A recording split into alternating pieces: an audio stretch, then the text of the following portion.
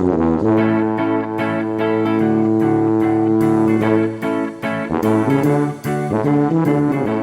and welcome back. Thanks for joining us for another episode. I am Malcolm Childs. And I am James Skiffins. And we are Just Making Conversation. The show where we discuss the ins and outs of the model making hobby that we both love so much.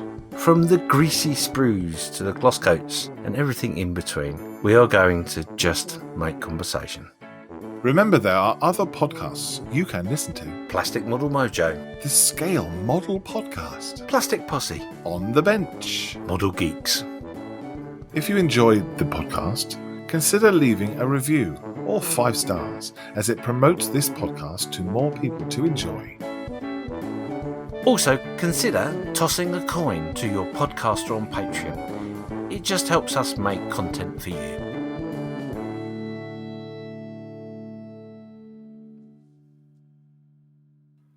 In this episode, we will be discussing the bizarre and fickle phenomena us hobbyists call Mojo.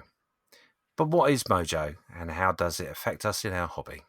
Is Mojo an exhaustible something that can be grown, nurtured, and built up, or is it a psychological barrier stopping you from finishing that long-term project? Get your lucky charms, trinkets, and voodoo dolls at the ready. Hold them tight while we explore the mystical force that is Mojo. Oh, how do we describe Mojo? It is the juices in which flow in your creativeness while you're doing your model work. Be it in your diorama, your figure, your paintwork, your ideas. It's very hard to describe. It could be motivation. Mm-hmm, yeah. You know, just before we started recording, I spoke to my wife. She does some knitting, and I asked her what the equivalent was in the knitting hobby to Mojo, and I don't think they use that term. She said, but I said, well, imagine you're halfway through a sweater and you get bored and you lose your interest. That's losing your mojo. And my wife said, yeah, well, that definitely happens, from a jumper to a crop top, So I guess that kind of thing happens in all hobbies. Anything crafty you're building or making or painting, if it takes too long and you suddenly get bored doing your hobby, you kind of start wondering why you're doing it. A great example of that that's not hobby related is doing your woodwork in the house, doing the glossing. Don't you find that boring? Doing the glossing? What's that? Yeah, when you prep your woodwork around your house, when you do your DIY, and you do your undercoat and then you do your gloss work, it just seems to take forever. I don't know why, but I get halfway through a skirting board and I'm bored already. Yeah, see, you're overestimating my DIY skills. It takes me about 2 years to put a shelf up. Well, if I'm honest, just the mention of it bores me, but that's not the point. In bringing it back into the hobby, oh yeah, sorry, it can be you're on a project and there is a repetitive process in which you're going through. That can be down to a single kit, or if you've got too much on your bench as well. So it's not just one thing. It could be a whole multitude of things. Having lots of things to do and not getting any joy out of it is one of the things, especially if you've got, I don't know, say you're putting a large diorama together and you've got a lot of terrain you've got to paint green. I can imagine that being a bit monotonous. I assume that's not how you do dioramas, is it? You just paint it green, a little bit more involved, huh? Well, no, it's very much like putting your base color down, isn't it? When you do your priming work, for example, okay, a lot of people don't have their mojo sucked dry on a model when they're doing their primer, because they know that once that primer's done, they're on to the exciting bit of painting, or they're one step further to the weathering, which is the process they like, or they just don't like gluing stuff together. But once they've got through that part, it suddenly releases them. Or maybe it's the opposite way around. A better way of describing it is that they really enjoy putting the model together, and it's the actual painting that getting your primer on and your base coat, that's boring to some people, and they enjoy the weathering, but it's that little bit in the middle that really just drives them nuts. It's the decaling for me. Yeah, I mean, I was thinking about this today and thinking, when is it? When is that thing where your mojo goes? Because I suffer from it quite a bit, and it's not always down to the model. It can be sometimes down to the amount of time you've got, what's going on in the real world around you, etc. But majority of the time, if I'm honest, I am one of those sort of people that if it's a kit with a lot of stuff to do get to a point where I'm bored by the process. If that makes sense. So I love detail. Don't get me wrong. I'm a detail freak. Mm. You will definitely get to a certain point in a kit, most kits, where you're like, oh, I don't seem to be moving forward enough. My interest is waning. And I'm told tracks, actually, building tracks are one of those things that can suck the life out of you. But also, I've heard that people absolutely love doing tracks, and they find them very restful, very calming. Mm. And I guess it comes down to your drive to produce the thing you're doing, and where that drive comes from as well. Mm. You know, I could paint military jets and weather them up all day, but I think I would get very, very quickly bored putting tracks together. But then, same thing as people might get bored just polishing a canopy or rigging or or deckling. There's all different parts of the hobby, I guess you could use your mojo on. Yeah, I think with deckling, going back to you say you don't like deckling very much. When you have an aircraft that's got like 150 decals on them, Yeah. 95% of those are so small you'll never see them once you put them on. Mm-hmm. I can imagine that would be quite a drain. And I do confess that when I have done a couple of planes here and there, I may have left the odd decal off here and there. Yes. You heard it here, folks. Yes. Award-winning Mr. Skiffins leaves his decals off. Interesting. If you're entering any competitions now, people begin checking. Yes. Got all the decals. Yeah, you're more than welcome to look for my little decals and see if they're all in where they're meant to be.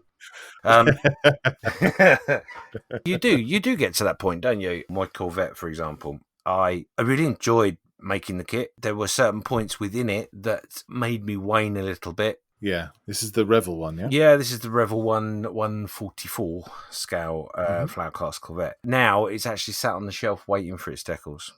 And the reason for that is I've chosen to do an example of this ship that has different numbers to what's in the decal set. So, and unfortunately, I can't manipulate the decals to go to the number I want. I've tried to make masks. I've tried different ways, not managed to get something together that I'm happy with. So I'm waiting for a friend who has a mask making machine to do me the said numbers, which is fine. That's great. But the problem is now I'm at the point where my mojo is going to wane because I can't move forward with it. And I find with me, that's probably my biggest problem with mojo is when I get to a certain point in any sort of build and I can't progress for whatever reason, whether it's the fact I'm not quite sure how to do it, or I'm frightened of it, or I'm frightened of the technique I need to use or want to use, that drains me really quickly. Yeah. Well, you're not stopped because you got bored. You've stopped because you have to stop. Are you saying it's hard then to pick it back up again? Yeah, with the Corvette, for example, I can crack on with the base. The base that is going to go in, it's going to go into some styrofoam and there's a seascape, etc. So I could crack on with that quite happily. Mm-hmm. But there's a part of me that's stopping me from doing that because I'm worried that if I go too far, when I go to put the decals on and all the rest and see it won't slot straight into the hole, so to speak, properly, and then I'm going to muck something up. So I've stopped because I need to, yes, but also because of my mojo. I'd like to get that base done, but I can't move forward, so that will have an effect on me.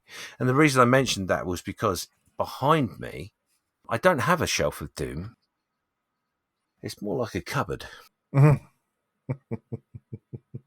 Because I've got a couple of dioramas in there that I've started, and that they're not going to be finished. They really are not. Right.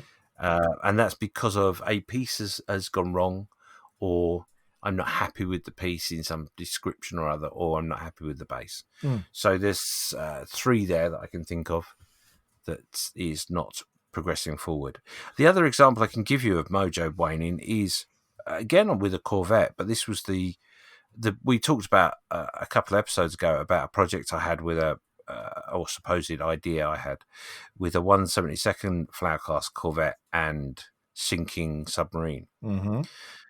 Now, with that, one of the reasons I didn't go further with that was because I got to a point where I was putting the decks in, and the decks have raised detail.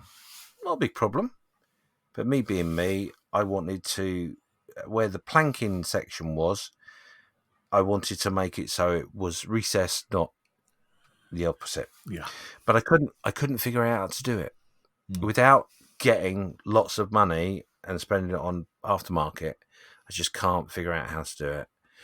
And that process of trying to think it through, try a couple of different bits and pieces that didn't work, that sucked all the life out of that build for me completely. I see. What I wanted in my head, I couldn't materialize, and I had to, I couldn't move forward without getting past that point. And I guess it was a stumbling block that you hadn't envisaged on when you started.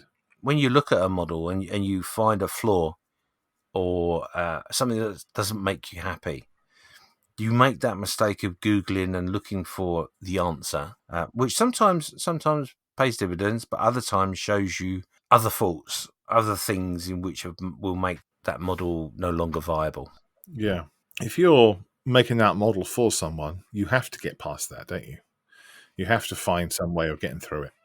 But if you're making it for yourself, you can be much more critical, and so critical that you can completely stop the build. Indeed, one of the dioramas behind me, a plaster building that was 3 stories high, and I accidentally went down the route of, I need to put some floors in there, but hadn't thought it through from the beginning of the build. So you add in the floors, which are just basic walls and floors, not a problem. Oh, yeah. Then you get past the first level and you're like, actually, I could be a little bit more clever with the way I do the walls.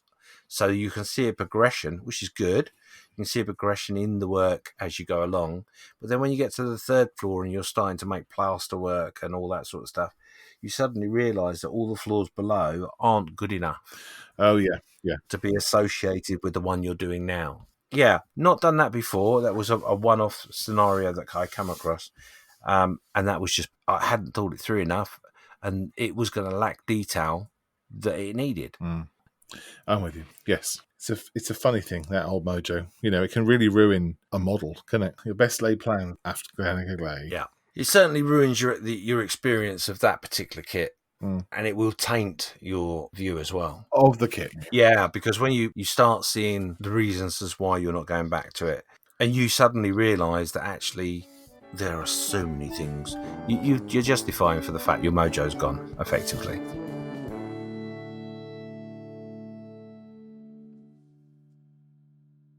When you lose your mojo, how do you regain it? Yes, it's not something you can buy in a hobby shop, is it? No. Or is it? Mm. For me, going into a hobby shop or a model show. Uh-huh. If you remember those things that we used to have. Back in the day. In the before times. Going to a model show and walking around looking at everyone else's projects, the way that people have put things together, the dioramas, all the aircraft and the tanks and all the creativity that people have just kind of oozes into your veins for me, and the mojo starts pumping. You start going, I could do that. I'd love to do that. I'd love to do that one. And then you go in there and buy the kit and you got your plans, and you get home and you're kind of, right, let's go. Let's build all this stuff. But then the projects that you've got on the go, I find take a hit then. Yes. Because you kind of sit down and you go, I've got this old bag of a kit in front of me that I had a great idea on the last show I went to. Yeah, that's when you get into that scenario, that slippery slope, if you like, of having 3 or 4 projects on the go. I ran out of space just too quickly. That's it. I think, though, something that should be said is there are some people that use that process of having lots of models on the go as a way of tackling their mojo. The reason being is that with every model you have stages. You have the gluing stage, you have the painting stage. There are parts within all the process where you need to leave it alone for a bit. I've noticed from fellow modelers that they have a couple of projects on the go because when they get to that stage where they can't do any more with that particular model for a time, whether it be short or otherwise, they've got another one there that they can pick up and hum along with. Right. I've tried that process myself, and I'll be honest, it doesn't overly work for me. If I'm doing a diorama and everything goes together, then yeah, that process works relatively well. Yeah. But yes, I tend to find the only problem with that is that, like you just said, your workspace becomes very crowded. Yeah, that's right. I have a computer on my desk. I have got a keyboard. I've got bits and pieces from work and things like that. So I can't have the space. And if I decide that I'm going to now build a 1/32 Corsair and I'll have the space, then I'm wrong because I don't. This is one of the recent things that I've lost my Mojo on, which kind of resides on a shelf behind me. Yeah, that's the problem. I mean, I'm fortunate in the space that I have, but I promise you, I still suffer from that very same thing. Oh, I can imagine. Where you've got stuff strewn all over the place, and Yeah. I don't know what it is. It seems really weird. I know I read somewhere this week. It's like a ritual at the end of a build. You clean the whole desk down and you make it all nice and pretty before you start your next build. Yeah. Now, I totally agree with that, and I do that. And that's part of a process in which I do as well, and I think most modelers do. But because I've got the space, because I'm fortunate in that respect, I will tend to, at the end of a session of model making, whether it be for an hour a day or whatever, when I come in, I want that workspace clean so for me to start again. So I'll put all my tools away and put them all back where they belong. And the model that will be being worked on will be set to one side in an area on my workbench that is specifically for it's there waiting for me to be played with again, sort of thing. Yeah. But the rest of the space must be clean. If it's not, it drives me nuts, and it does have an effect on what I'm doing. Oh, that's interesting. I would love to be able to leave all my tools and things out. I've got young kids running around, so I can't leave my scalpels and my clippers and my toxic paints lying around. I would have to put them away because of the space. And having to get them all back out again and remembering where you got to. And especially if you've got like little bits, like you've clipped off something and you haven't had time to put them back on before it gets to midnight. You've got to go to bed, and what do you do with them? I would love to have the space to be able to leave everything out. Yeah. It's the grass is greener, isn't it? On everyone's side. Maybe it's prior planning is what you need to be able to keep your mojo going. Because if you've only got the space, then you've only got the time to do something. And I think you're right. I think planning, though I'm not a big fan of planning, if I'm honest, it is quite essential, isn't it? Let's be honest.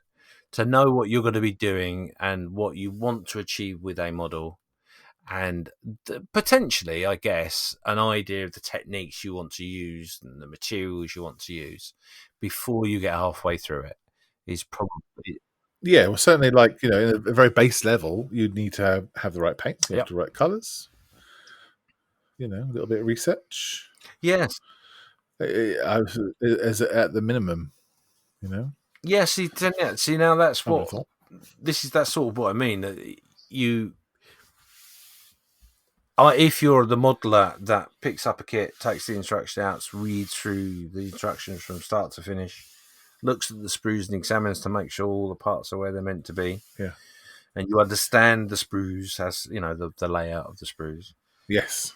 You sniffed them and caressed them. That's right, yeah. Held them up to the moonlight and all that sort of stuff. Washed with them. Yeah. Yes. That's all part of the process of planning. Mm-hmm. However, I'm generally not like that. I'm generally open the box, go, right, stage 1, let's go. Oh, hang on, let me go back. I'm at stage 6. Well, I should go back. I didn't do that at stage 2. What did I do that for?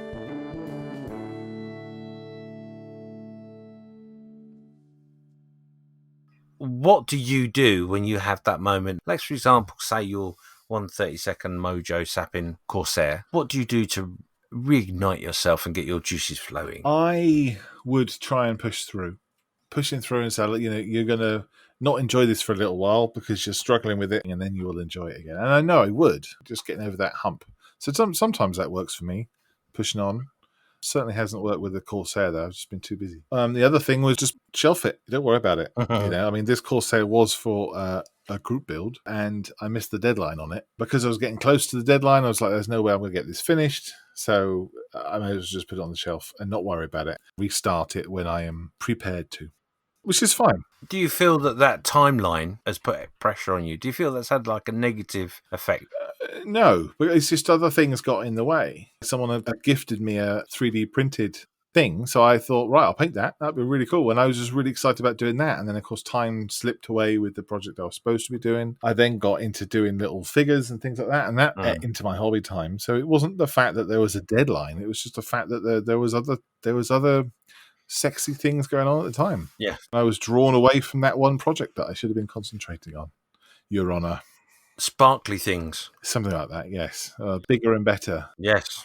What about you? What do you do? If your mojo is waning, do you have a go-to? Do you hit the mojo button? Do you have a, in case of emergency, break glass? I do, actually. I have something on the wall, which is like a bottle of Mojo juice that I smash and guzzle down when that happens. No.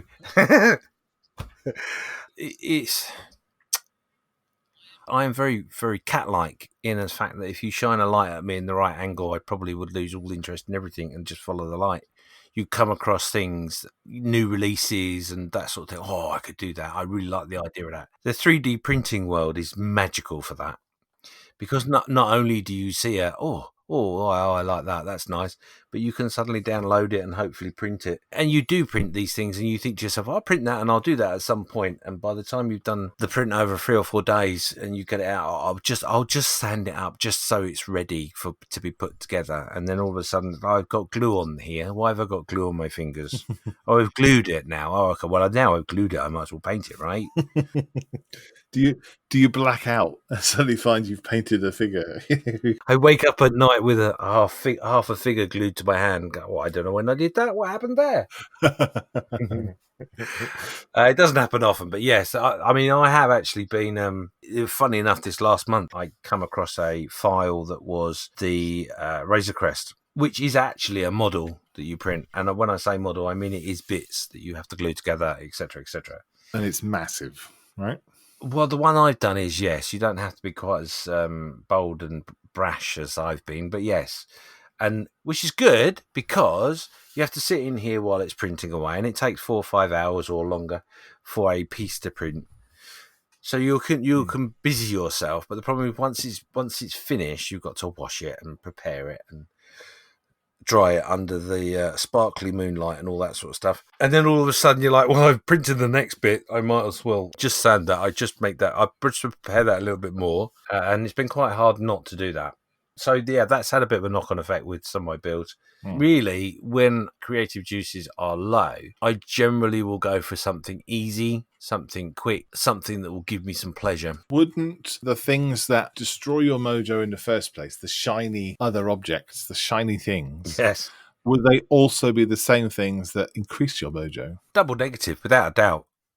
Or double, is that right? Double negative or negative positive? Or it's double of something. Let's just say it's right. Most definitely can enthuse you. I mean, I know when I was doing the horse cart diorama I was doing a little while ago. I remember that, yeah. A great diorama, great thing to do, time-wise, etc. So, yes, is the answer. And I think part of that was my mojo was, I wouldn't say waning, but it was fluttering in the wind, shall we say. And I was looking online and happened to come across something which fitted in with what I was doing. So, yeah, it can have a positive and a negative, but there are times definitely where I will look at a subject and think to myself, I really don't want to do that. I don't want to carry on with that. Or I've just been distracted with other things. So it does happen. But I generally tend to find that a little 1/72 something or other works quite well. Or maybe a Toon Tank or something like that. Mm-hmm. They're quick, easy builds.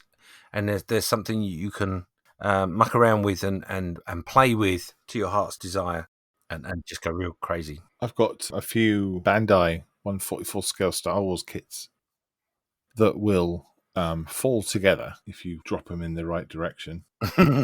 Just a joy to build because they're engineered so nicely, and that just makes my confidence back up in the hobby and how much fun it can be.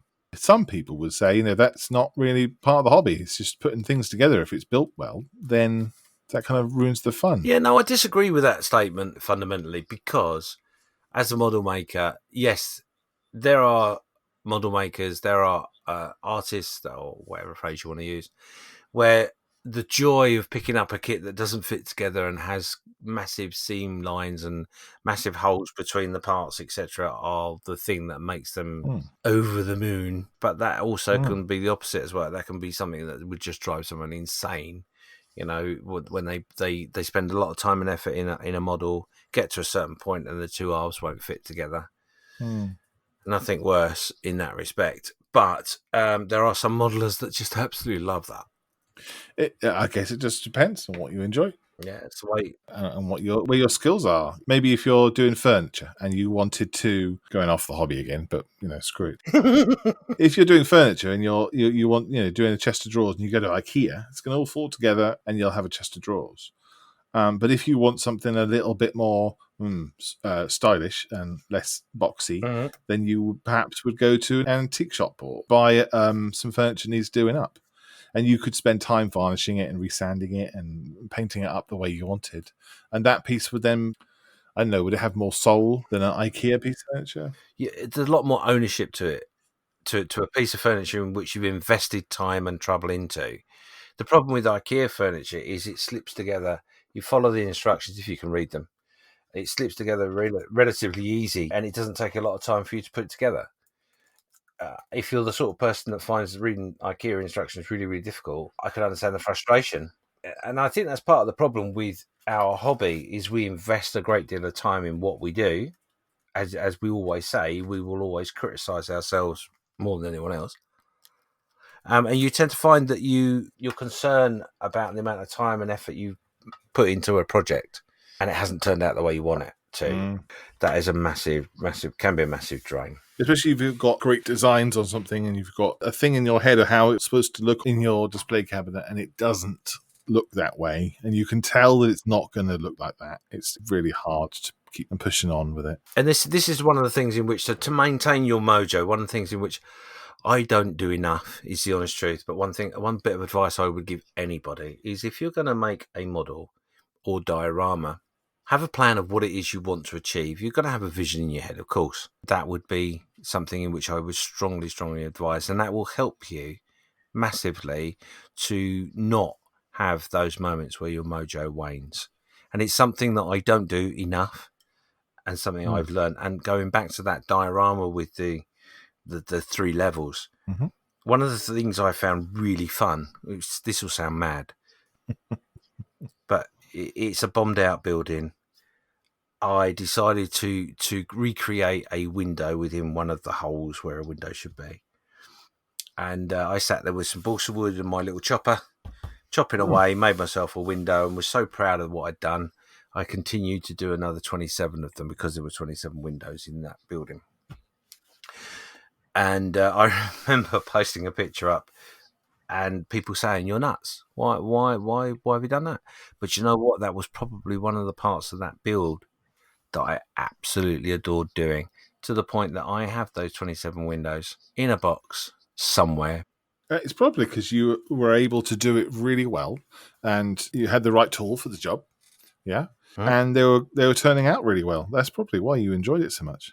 I got excited because it was detail. Like I say, if I'd planned that diorama properly, I would have realised the investment that I needed to make in the detail to make the diorama do what I wanted it to do. Yeah. And it wasn't until I was on the 3rd floor creating a bathroom with a bath and a sink. And taps. And built that wardrobe and built the wall with the hole in with all the lath and plaster effect. The wallpapering on the wall, would you believe it? Wallpapering. So I'd gone down a complete rabbit hole that I enjoyed, and to the point I've got lots of that stuff still. I will revisit that idea. Yeah.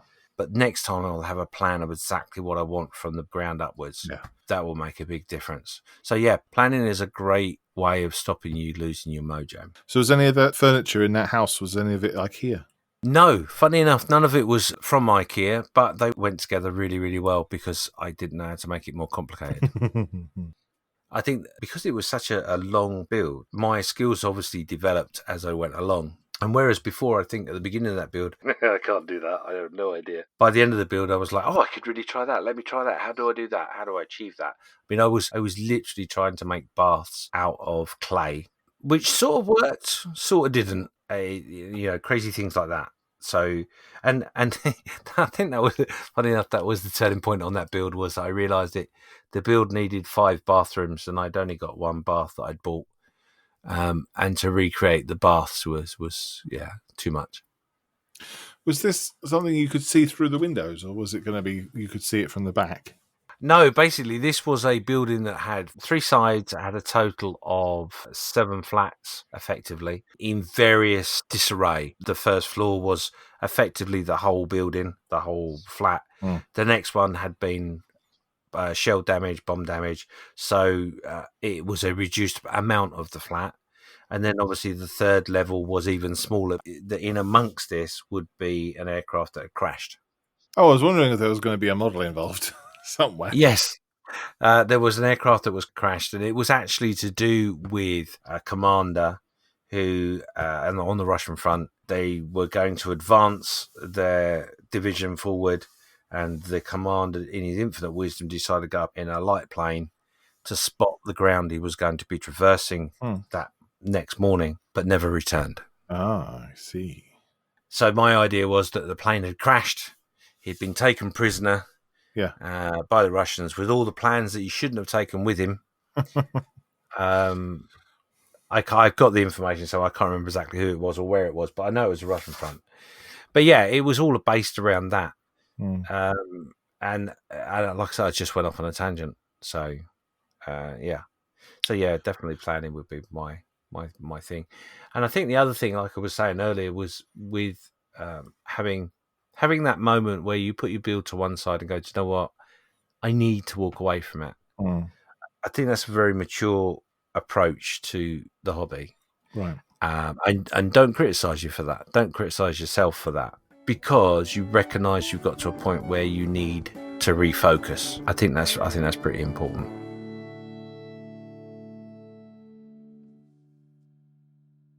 So talking about Mojo, I know that you've got a lot of space, and you're very lucky in that you have a lovely room to be able to model in. In building all that, of course, you must have decided that this is the hobby for me, and I am now going to make this room just for this one hobby. I wonder if you've ever lost your mojo to a point where you kind of regretted making the room. That's a really good question. I've not got to the point where I want to just throw everything into an auction and get rid of it all. There have been times where I've been very low. There have been times where I've literally come in here, sat down, looked around, got back up and got out. There are other times I've come in, turned television on, because I have a television in here as well. There have been days where I've come in and watched television all day and then got up and gone, I didn't do any model making. That's a bit odd. I generally, when I have those days, I tend to fight it a little bit, and then eventually we'll just suck it up. Because I tend to accept that's where I am and I go with the flow. Well, that sounds sensible. I use the hobby to manage my issues that I have within my health, and without meaning to, it's if I don't do something, it affects me as well. So it's a bit of a vicious circle. I used to, when I get quite low or get fed up with something, people always say, well, you know what, if you're not happy with what you're doing right now, put it on the shelf and do something else. But there are, as I look around while I'm talking, I can see items that haven't been finished, that I haven't meant not to finish, just haven't done them. And one of those items are one of the things I've used for Mojo building. On the shelf, there's 2 figures there that I've been part started for the main reason that I would use them to practice my skin. Right. It's a way of building your mojo, but also it's a way of teaching yourself a different technique as well. But it's just making that downtime positive. And I think personally that's something which I find benefits me greatly. If I can make the low times in my mojo a benefit, then that bounce back period is really short. But there have been a few times where I've literally come in, opened the door and walked straight back out, and I've done that for a couple of weeks. Does that worry you? Yes, it does worry me, but I have learned that the only way to cope with that is to embrace it as best as possible. Yeah, it's it, isn't it? If you know that mojo may be an issue for you, and that you will maybe lose interest in your hobby or a project, then you're right. Then there ain't much you can do about it. And accepting it is a good tool for negating it, I suppose. Creativeness is affected by everything around you. So if the world being on fire and being thrown into new tiers and all that sort of thing that we've experienced so much this year has that negative effect, then find a way to be able to A, accept it, and B, move forward within it. My biggest problem is I criticise myself over and over again numerous times in numerous different ways and facets. It's actually a defense mechanism that I developed as a kid. The downside to that is I have the ability to be quite negative towards myself and what I'm doing. For example, if I haven't achieved something, I get quite negative about the fact that I don't feel that I've achieved anything. Yeah, it's taken me a long time to realise that sometimes to do nothing is good. You don't have to listen to what your mind tells you either. No. And being in a place where you can open the door to your hobby room and go, Dashes, you know what? Not today. I think I'm going to make a cup of coffee and lie on the sofa and cuddle the cat and watch Good Morning Britain on repeat. On repeat? God. Well, yes. I don't think Good Morning Britain actually exists anymore, does it? I think it's something from several years ago. It's an entirely different genre. Yes. Now, that's a whole different podcast, that is. How about yourself? How low can you go? The thing is with me, I flit between scale modelling, figure painting, tabletop war game figures, scratch-built dioramas, and I can be quite happy doing all of them. And so I find if I get kind of stuck with my scale modelling, I'll end up starting to do the figure painting, which is exactly what's happened recently with these Mandalorian figures. I started doing those, and these new bolt action figures, I've started doing those as well. And that's kind of pushed me away from this aircraft that I'm supposed to be building. I'm quite happy to do that. You know, I'm quite happy to bounce around. So currently, my mojo, I suppose, for scale modelling is very low. I can't think of anything worse right now to turn around and get that Corsair and start working on that. Mainly because I just need to start the airbrushing on it. And I just haven't got the headspace to be able to say, right, what colour do I need? Because the weathering and the colouring of it was going to be so important to the build. Well, now I'm actually at that point that I've got enough the time to spend on it. I don't have the space to kind of lay everything out to dry properly. It's just kind of on hold, you know. And meanwhile, I'm doing these little figures, which is great fun. I can pick up a little figure and start painting that. 2 hours have gone, and I think it's 5 minutes. That's probably the same for a lot of people that have an interest in remote control. And they'll start working on their remote control stuff and then go back to scale modeling. And sometimes the two will mix up and they'll be scale modeling something they're going to turn into remote control, you know. And then, of course, they got to put figures on them, and that's a whole different thing, isn't it? Putting details and things like that and camouflage on something. So I think if you've got a varied hobby, you're not going to lose your mojo so much. Winston Churchill said, listen to me. I think it was Winston Churchill who... Jesus. Winston Churchill said to be truly happy and truly safe is to have 2 or 3 hobbies. And I think he's right.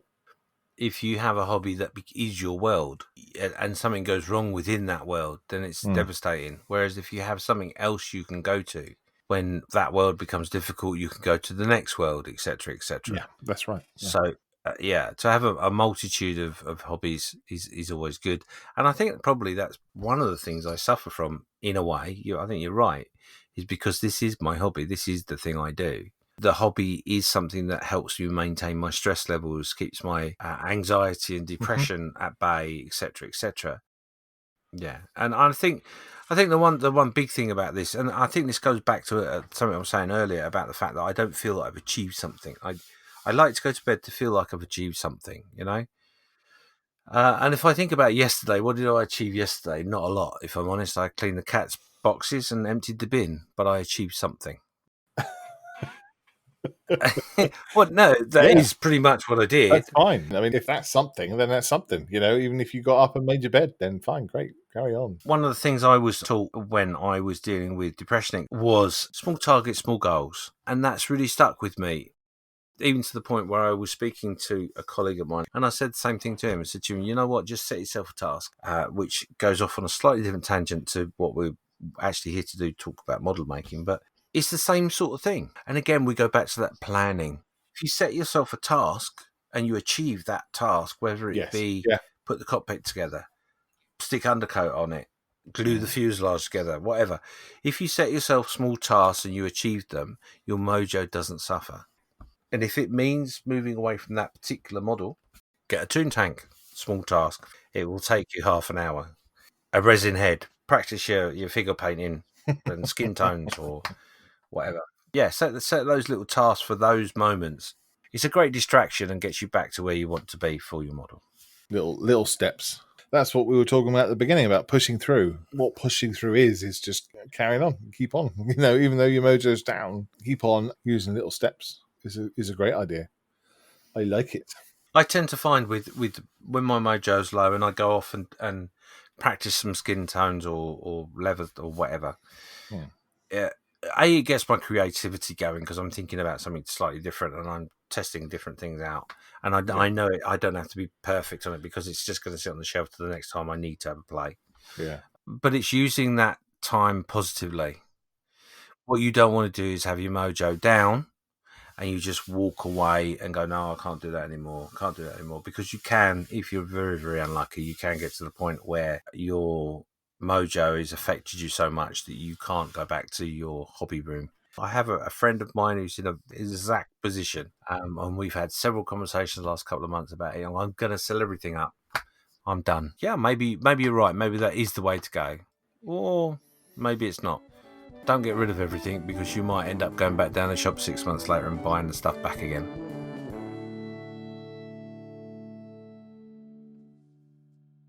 What effect does the outside world have on your mojo? We're members of groups, but we are touched by the negativity that sometimes can be out there. How much does that affect your mojo? Are you talking about the negativity of in the hobby, or are you talking about just like in the world? A bit of both in some respects, but more so in the hobby. I mean, I'm a member of several groups. I know you are as well. Mm-hmm. And every now and again, there's a little bit of negativity flying around from whatever direction for whatever reason. Yeah. But you do get sucked into it's the right phrase, but you're present, so you're aware of the negativity. Does that affect your mojo? I see what you mean. Yeah.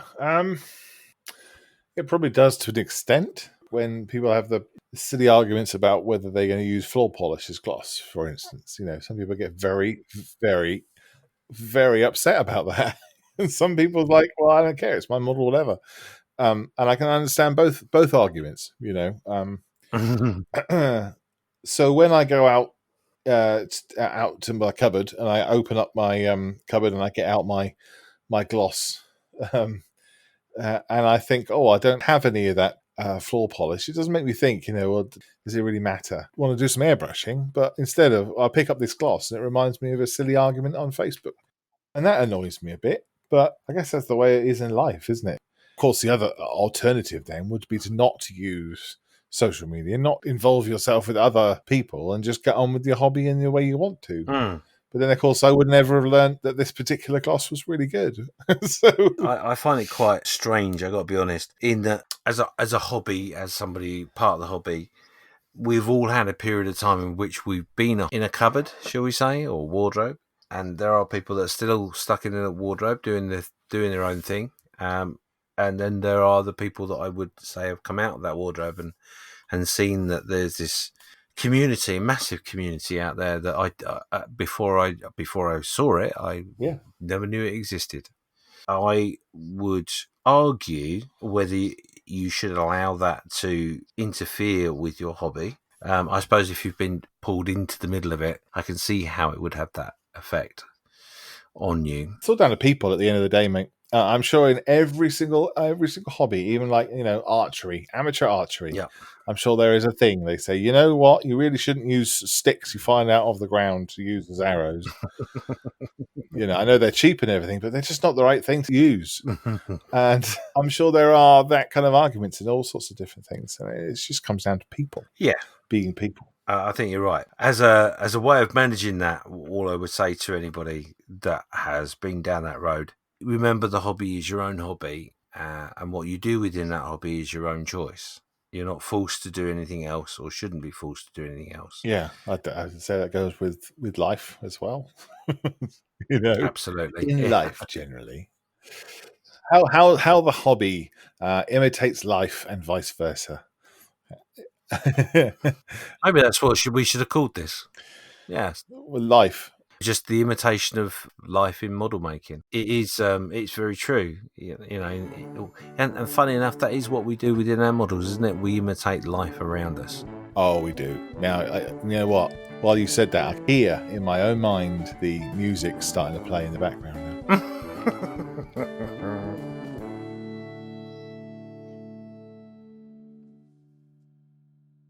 So Mojo is something that swings in and out, up and down like a tide. Just like your mood, it can be quashed with a repetitive, monotonous task sucking the life out of your hobby. Or it can be given a new injection with a fun and chirpy project, or even a good chat with a hobbyist. It's not always about the mojo, baby. Yeah!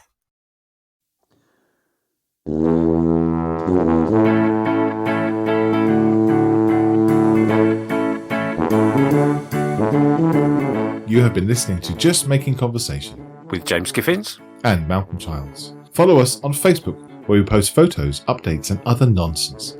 Just let us know what you are making and what your thoughts are on the conversation on this episode. We have to thank our supporters, who we dearly appreciate. Please support us in any way you can by sharing to Facebook or supporting us on our patreon.com. Next time, we will be just making conversation about the stigma surrounding our hobby.